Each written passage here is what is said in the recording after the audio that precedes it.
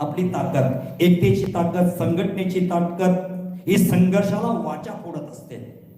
आज सगळ्या व्हॉट्सअपवरती, फेसबुकवरती, युट्यूबवरती सगळे फिरतंय की माणुसकी हरली आणि पैसा जिंकला. परंतु लक्षात ठेवा, एकतेच्या शक्तीपुढे पैसा कधीही जिंकू शकत नाही. त्या ठिकाणी मानवताच जिंकत असते. पण आपली एकतेची ताकद दावा, पैसेवाले तुमच्याजवळ झुकून येतील.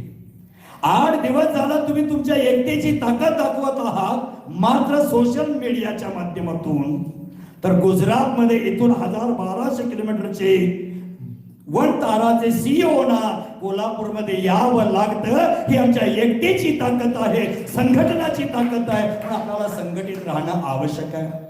नेहमीच आपण संसारासाठी, घरासाठी, परिवारासाठी वेळ देतच आहोत. मात्र उद्या एकचा दिवस महादेवीसाठी, महादुरीसाठी, जैन संस्कृतीसाठी, जैन धर्मासाठी, परंपरेच्या रक्षणासाठी, परमात्माने घालून दिलेल्या मार्गावरती चालण्यासाठी एक दिवस आमच्या आयुष्यातला आपण जरूर खर्च करावा. आणि त्या ठिकाणी बहुसंख्येनं रांगोळीच्या परिसरातील सर्व लोकांनी पोहोचावं. जिथपर्यंत माझा आवाज जाईल, ऑनलाईनच्या माध्यमातून जे ऐकत असतील त्या सर्वांना माझा सूचना, आदेश, उपदेश काहीही समजा, सर्वांनी उद्या आपल्या शक्तीनुसार 45 किलोमीटरच्या यात्रेमध्ये जितकं आपल्याला सहयोग आहे तितका सहयोग प्रदान करून जास्तीत जास्त संख्येने आपण एकत्रित व्हायचं.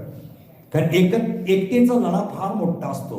समेश शिखरजीवरती आलेली आपत्ती आम्ही सर्वांनी एकत्र होऊन ती आपत्ती विपत्ती दूर केली. त्याप्रमाणे आम्ही सर्व एकत्र झालं तर आमची महादुरी, आमची महादेवी पुन्हा निशितिकेवरती पाहायला मिळेल. पुन्हा मठाची परंपरा अबाधित राहील हा विचार.